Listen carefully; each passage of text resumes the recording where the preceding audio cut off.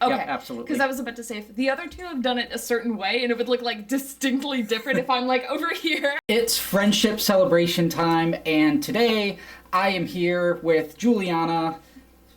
One thing that I have noticed with our friendship is that every time I hear that you are involved in something, like a project or something like that, I always get excited. I'm like, oh, Juliana's in it. And I'm also always surprised that you're involved in something. I don't know where I get this impression that you're super busy. Like, do you feel like you're super busy? I'm so busy. Okay. I think I'm busy because I always want to do these projects, like with my friends. I always want to be having something else to do. So I think I do make myself busy, and you're probably surprised, like, oh, I thought she was super busy, and I'm like, yes, it's because of all this stuff that's surprising you. But also, I mean, I work a pretty busy job, so I feel like every week by Wednesday I've been like, what a week, and it's Wednesday infallibly every time.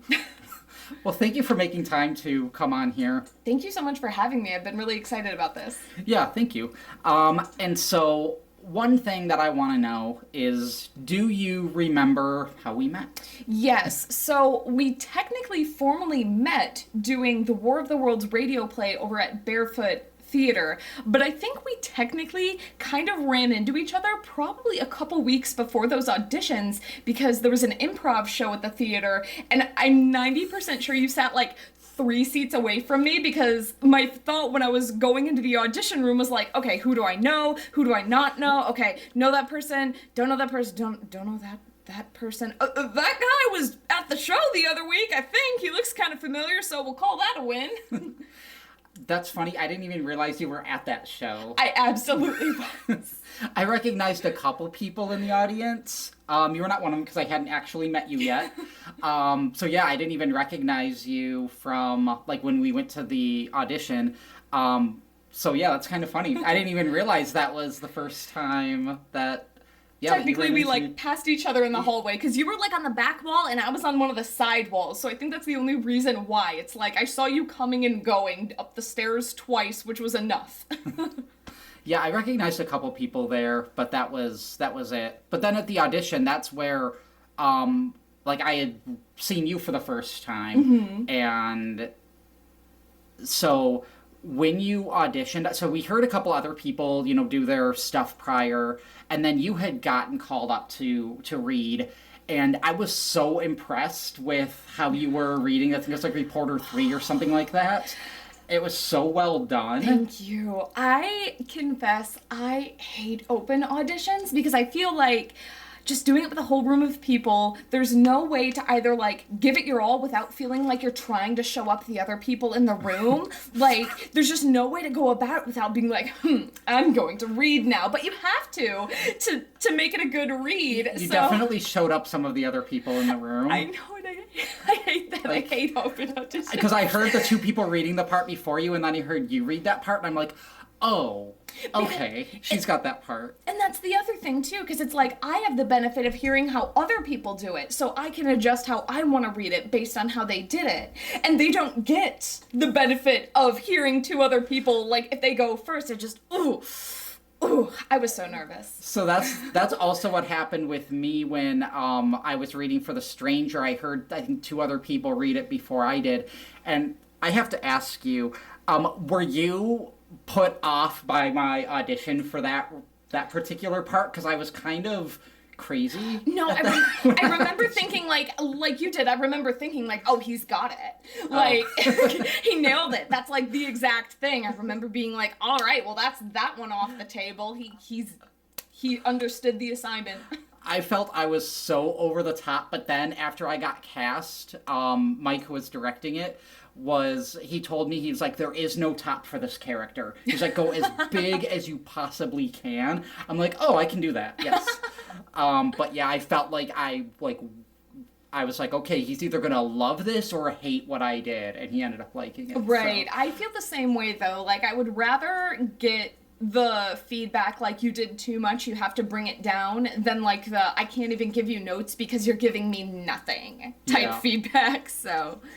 But yeah, that's That was a good introduction to you because I got to see some of your talent, and then actually working with you on it was really cool. It was a great show. I still have the flyer in the back of my car, like, because I just loved everybody I worked with so much on that whole production, and I have such good memories of, like, doing it, and it was some of the most fun I've been able to have on stage, so, like, I keep it there just in my back seat. It's, like, in the netting on the back of the, like, driver's seat, so every time I rummage for my gym bag, I'm like, more of the world. Oh, that was such a nice time. Yeah, I have the flyer around here somewhere, I think. And then so one of the things backstage, when we were doing that show, was I found out that you were into video games and that you speak Japanese and a number of other pieces of information about you. So one thing I want to ask is about the video game stuff. That out of the people that I know, you definitely seem to be the biggest one into Dance Dance Revolution. I am. How did you get into dance games? Well, I was in, like, middle school around the early 2000s when those games were getting big. So I feel like anybody of that, like, age group in that time was kind of in, like, the strike zone for Dance Dance Revolution, and, like, even people I know now who don't play video games are, like, but went to, like, bowling alleys or roller rinks and places that had spare arcade machines know what that game is. Like, it was sort of, it didn't get quite as big as Guitar Hero, but it had that similar ability to, like, drag in everybody, and I liked dancing and music. I just don't think I'm a very good dancer, and I've never taken formal dance classes, so I don't really know a lot about, like, choreography and stuff. But because I can memorize lines, I can memorize choreography, so I think DDR kind of hit that part of my brain that made the good brain chemical of, like, it's telling you where to go. You just need to enjoy the music and get there. And that was why I was like, oh, this looks fun. I'll keep doing this. And I don't consider myself a very athletic person, but I do enjoy getting up and moving around. So something like DDR that you can play by yourself and, like, the only opponent is the score you set last time you played is a good fit for me, who, like, doesn't feel confident to play, like, a team sport, but still likes to exercise.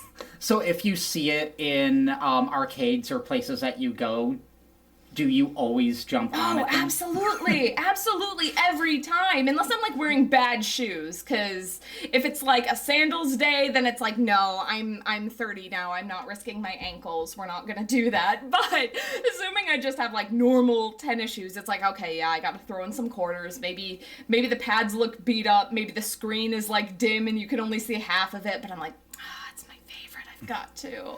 Or any other dance game that has kind of come after and spawned from that craze. There's plenty more now that play similarly or are kind of evolutions of the concept that use full body tracking instead, or maybe like an IR platform to track where your feet are rather than like 4 buttons on a platform instead. Yeah, do you ever play dance games like that at home? Like, do you have any like that there? So I had like the PlayStation 2 soft DDR pad that they sold everywhere at every game store back in the early 2000s, and I played that so much by the end it was held together with duct tape. It was more duct tape than the original like vinyl cover of the pad. That I put that through its paces.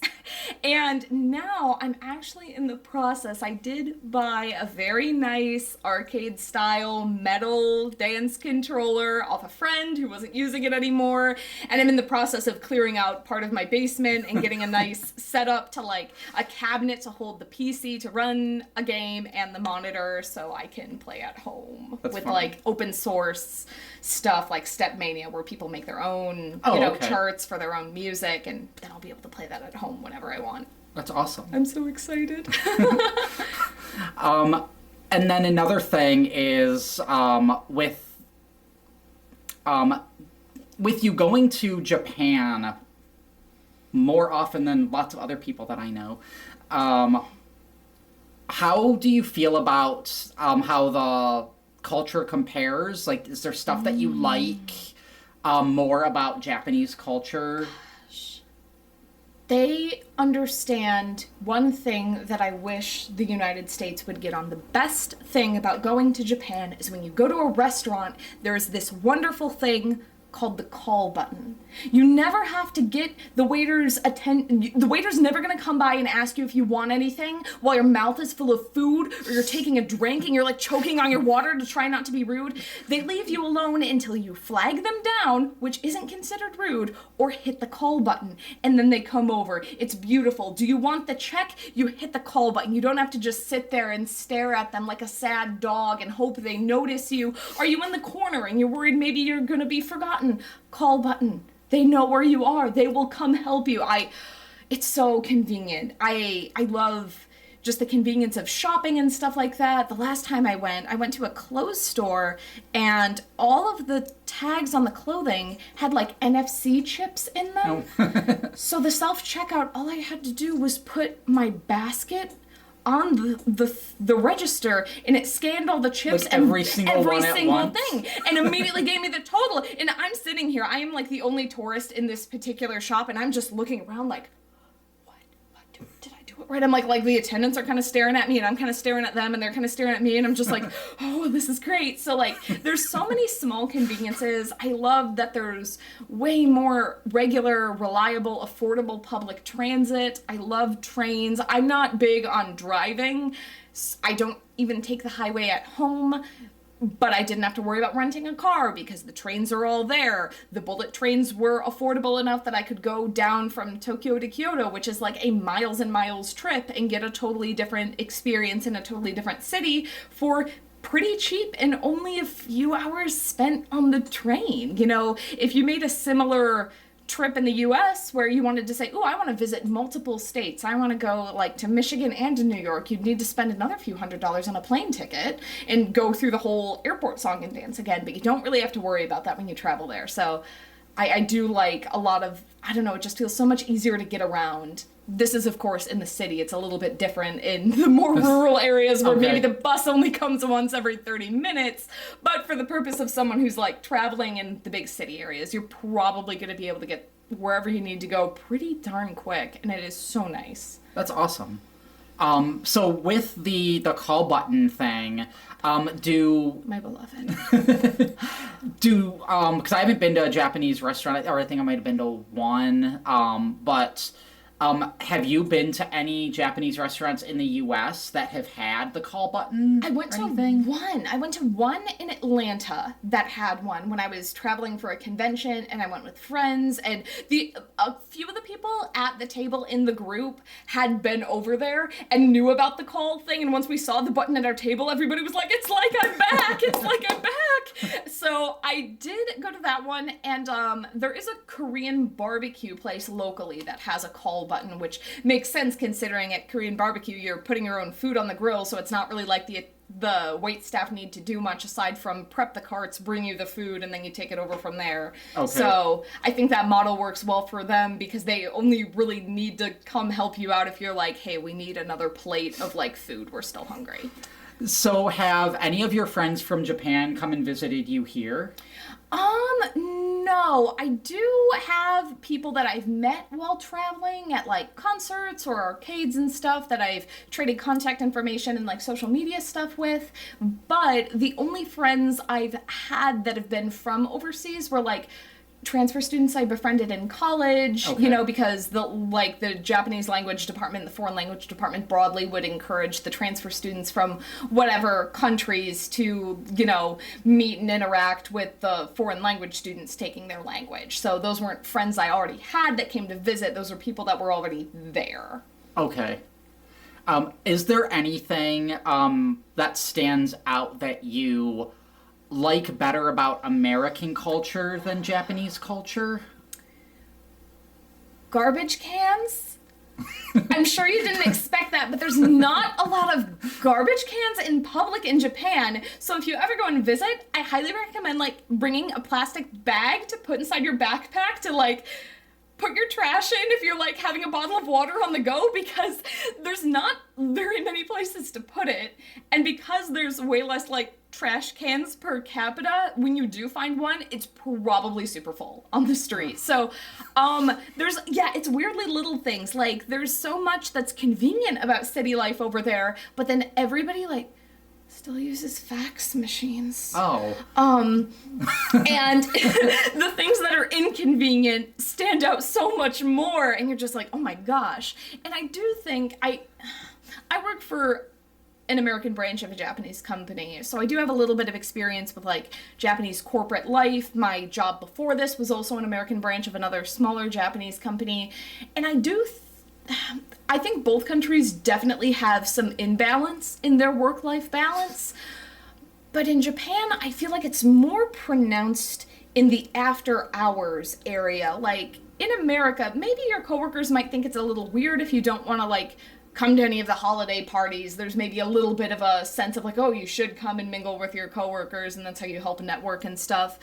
But in Japan, it's like, oh, if your boss wants to go out drinking after work, you're going. Oh. Like, you must. And if he wants to go to another bar, you've gotta. And when I remember being like kind of blindsided when I was on a work trip quite some time ago. I had just joined the company. It was like my first like big adult job after college, and we went on a work trip to Hawaii. I was very lucky. And I remember like our boss who kind of like managed the American office but also handled the Tokyo sales office, called us up to like, oh, like we'll go hang out in like the hotel lobby and like have drinks and stuff. And I was so tired, but like nobody was getting up and excusing themselves to go back to their rooms and sleep. So I just had to like stay there until everybody like mutually agreed it was time to call it a night. And I was so tired. It was like 1 a.m, and I was like, oh my gosh, I just have to like, I'm like falling asleep in my chair, like, what do? I don't think I can just say I'm going. So there's stuff like that I think we're a little, it's better that Americans can be more direct and say, hey guys, I'm tired, I'm calling it a night. Do you still have a problem when you're out with people here of being assertive in that way and saying, I would like to go home, or do you still wait for someone else to start heading out first? Oh, I definitely try to do it at least in pairs, but I've gotten better as I've gotten older. And like, once it's become a point where it's not like when you're in your 20s, like your early 20s, and it's like, oh yeah, I can get like 5 hours of sleep and I'm fine. Then I was definitely worse about it. But now I'll definitely be like, guys, I have to be at the office in like 8 hours, I gotta go. So I've had to work on it, but I think I'm getting a little bit better. Because I think that's something Sam still struggles with, is waiting for someone else to leave and then she can... I never want to be the first one. I will say it always feels a little awkward being the first one to go. Have you... So I've run into this where I was the first one to say that I'm leaving somewhere, mm-hmm. and then the entire place, like, everyone leaves. And I'm like, I didn't mean to just completely destroy the rest of the night. I've never had that, but that has happened sometimes. I'm in a book club that meets online, and sometimes I do have to say like, hey guys, I have lunch plans. I need to like log off the Zoom meeting now. And sometimes people will stay and like keep talking for a while, but there have been some times where I've been like, sorry guys, I have somewhere to be in like 30 minutes, so I gotta start wrapping up so I can get ready to go. And then like everybody else is like, me too. So that's like a 50-50. It definitely has happened, but never in person. I think I might like shrivel up if it happened in person and be like, I'm sorry, please keep having fun without me. Like, it's okay. No, that's funny. So with the technology stuff over in Japan, with like the trains being pretty common and a quick way to get around, are they faster than faxing something? Like, is it faster to just hop on a train with whatever it was you wanted to fax? Well, for me, I've never operated a fax machine in my life, so I'd probably just be staring at it and being like, So yeah, you may as well just send me over to Yeah. the neighboring office in the next city over and just let me go on a little You field find an trip. excuse of another reason why you have to be there in person, so that you can Exactly. avoid using the fax machine. Exactly, and then I can hit the convenience store on the way out and grab myself a little snack, a little drink, and then that's just better for everybody. I've had to use fax machines at like Office Max and stuff before to send like paperwork to the state and all that kind of stuff, but I don't think I have actually faxed, like gone through the whole fax process.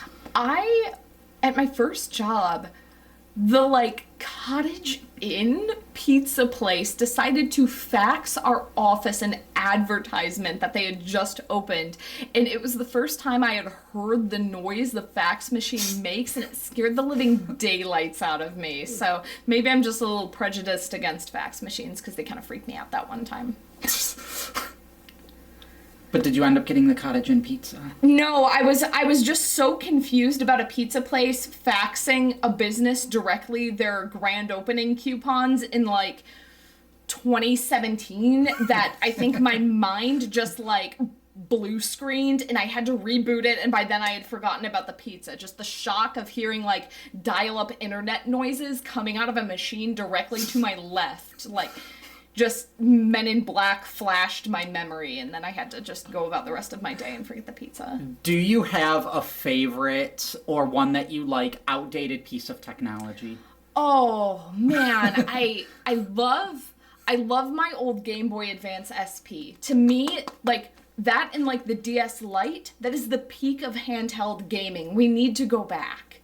They were just, the design is great. They fit in my tiny hands so nicely. They look good. They cover up their own screens. You don't need to worry about a screen protector. Just, it's peak. It's peak. I will say there are two things. One is, because I'm currently playing multiple games right now, one of them, if you look right over there off the camera, that is my DS. I've been playing Dragon Quest IV on my DS. I'm in the post game right now. And then although I'm not playing it on Game Boy Advance, 2 nights ago I did start playing Mario and Luigi Superstar Saga, which is a Game Boy Advance game, but I've been playing it off of the Switch. The classics. We love the classics. And I forgot there was something very convenient about us doing an episode today. I found out a couple hours ago that it is International Friendship Celebration Day. Yay! I didn't even realize that. It is, isn't it? I saw that online too. Well, we'll pretend you can just edit this in post, and we'll pretend we already knew. I should edit to make us know stuff that we don't already. Yes, that's the beauty of editing software. We can make ourselves look so smart. I have failed to use editing for that yet, but I need to start. The golden opportunity is right there, I'm afraid. What is something you would like me to, if you had it your way, edit the conversation in a way to benefit you? What kind of editing would you like to see? Honestly, just editing the fact that my brain moves faster than my mouth when I'm speaking my thoughts, and I always wind up repeating myself like 2 or 3 times because it's just trying futilely to catch up to what I'm thinking. I am so bad for that. Every conversation I have, I feel like I could shorten by like at least 5 minutes if I just didn't repeat the same thing on accident, totally unconscious that I'm doing it. I will say, I don't think you've repeated anything so far today. Well, it's because you were kind enough to give me a preview of the questions so I could practice the entire way here. You were very well prepared for today. Thanks to you. And what's funny is that I realize I need to start asking people ahead of time if they do want to know some of the topics that... Because, I mean, clearly not every single question that I asked was something I even knew to ask. But I at least, let you know some of the topics that I wanted to talk to you about. Yes, and some of them I really did appreciate because I'm like, oh, I really have to think about that. Because I'm sure, like, for, things you like more about Japanese versus American culture, like call button and garbage cans are like a knee-jerk reflex, but thinking like on a deeper level and giving an actually thoughtful response, with like examples from my life that I could back it up with and explain better, that takes a minute. So I'm so relieved. That's truly the gift of friendship on this National Friendship Day, is giving me a chance to like tame my wild thoughts and bring them in line. And then edit out whatever doesn't flow well. Yes. Although all my weird awkward pauses should probably be edited out. And I'm not editing out any of those. I just sit here and be awkward in between questions. That's for the benefit of the audience, like letting them know, like, this isn't a cleaned up influencer version of an interview. This is just how people talk. You don't have to be ashamed. A completely raw, real conversation with me. This is what it's like. If you were to sit down and talk to me, you get a whole bunch of ums and awkward pauses. Exactly. You're doing a favor. You're pushing back against the Instagramification of life. That's right. This is actually what people want as opposed to the polished professional thing, which is what I keep telling myself when I write my resumes and submit to like jobs and stuff, which turns out they are not on board yet. They are looking for professionalism, but I'm hoping to crack them at some point and say, no, I am sending a smiley face at the end of this. Yeah, you could put like #NoFilter somewhere in the resume so they know that this is just like you. This isn't a bit. This is just you. Yeah, Jason Uncut. #Jason Uncut. Yes. You got it. You got it. So hopefully I get hired. I've been trying for like, I don't know, 8 or 9 months now, applying for places, and just no luck. But that's all right. I still got a job. So. Exactly. Fingers crossed, though, that something better comes through. Yeah.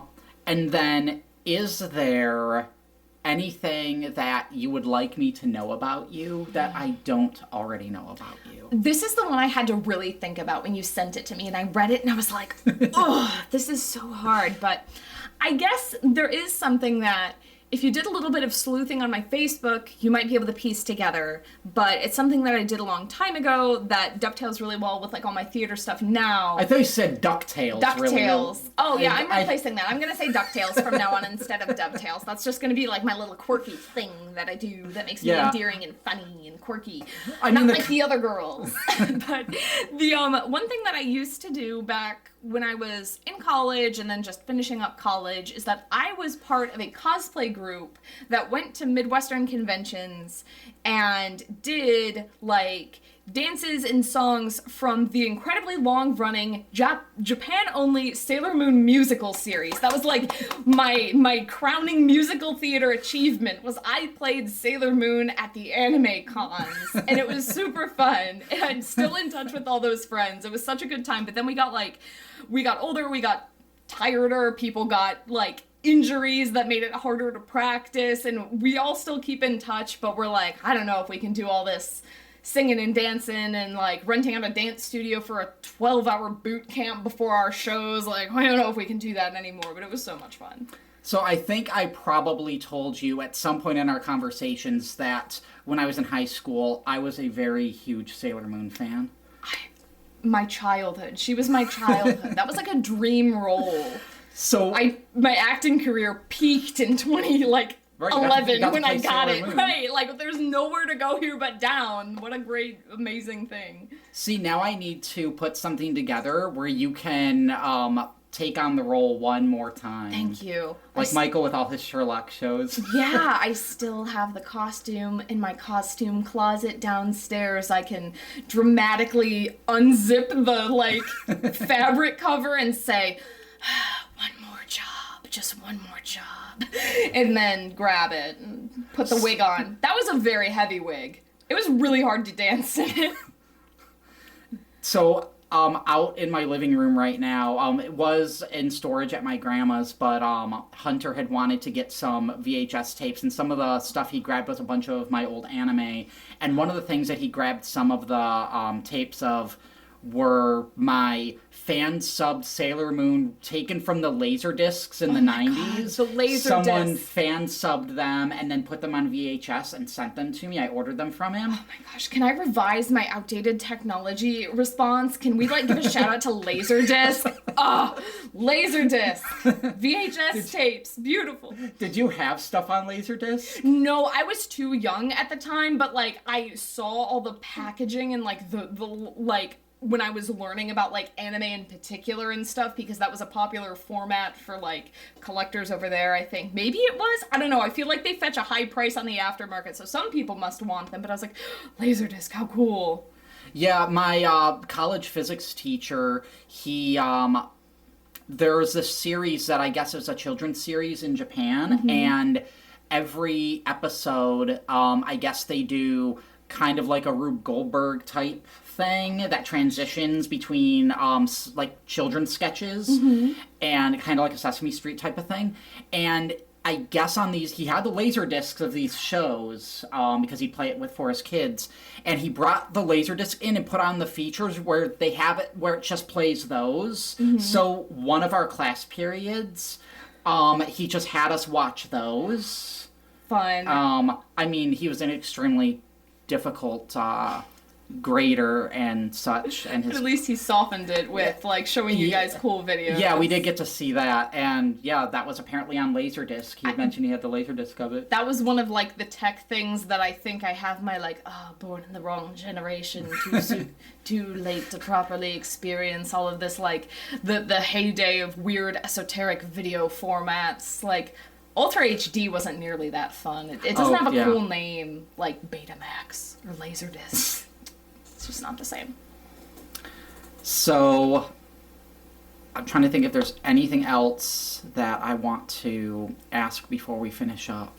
I guess I'll ask, I wasn't planning to ask this, but is there anything in particular you enjoy talking about? Like, do you have any favorite topics to talk about? Oh man, that's tough. I definitely do like to go on about like the random things I've just been like watching lately or playing. Like a lot of the series I wound up getting into from my like late teens into my adult life when it comes to like Japanese media, which I do spend a lot of time with, tend to be these media mix projects, which is the fancy business speak word for when you have the tie-in TV show and the tie-in game and the tie-in novel and the tie-in comic. So I can go on at length about all the goofy stuff I'm interested in that has like, yes, and then I watched the concert, and did you know that in this episode of the TV series they led into this song exactly how they did in the band's fourth concert? And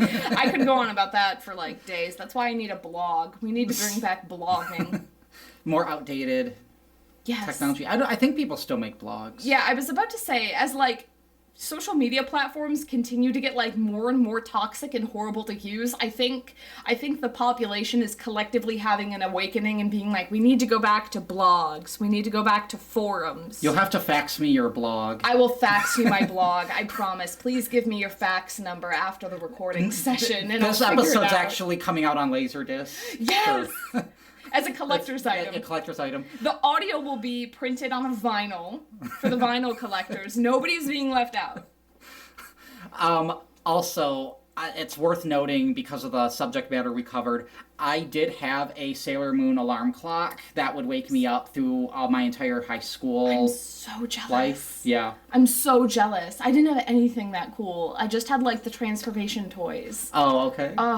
Alarm clock. Yeah, they had it at the mall, and so I'd seen it. I'm like, yeah, I'm leaving with this. Does a mall count as outdated technology, or is that outdated buildings? Bring back the mall. That mall, I think, still I know the building itself exists. I don't know if it's still a mall. That's more than some malls can say. Macomb Mall still exists, right? I mean, I'm pretty sure if any of you watching go to Macomb Mall, I'm sure that might still exist. So now we need to make a bonus episode that's like the road trip bonus about like road tripping. Does the Macomb Mall still exist? Yes? No? Is there anything open in the Macomb Mall if it exists? Or is it like one pretzel stand and Kohl's? And then laying there underneath the fallen wreckage of a forgotten toy shop, it's going to be a Sailor Moon alarm clock. You see the wand sticking up. Yes. Picture perfect ending. There are happy endings.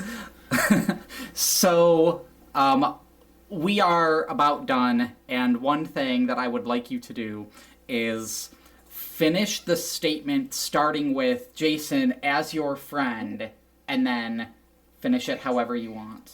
Jason, as your friend, I am so, continually impressed with all of the different projects you're always doing. Like, every time I talk to you, you're always working on something new. And the other cool thing that, I'm so envious of is that you work in so many different mediums. Like, sometimes you'll be like, oh, I need help beta testing this, tabletop RPG I made. Can you help? Thank you for that, by the way. And then you'll come out and be like, oh, I worked on this stage play script. Do you want to, read it over? And then you invite me to do this filmed interview series, and they're all so distinct. You are so unconstrained to just one topic or medium, and I think it's so cool. I'm so envious of that energy you have to create and keep doing new things. It's so neat.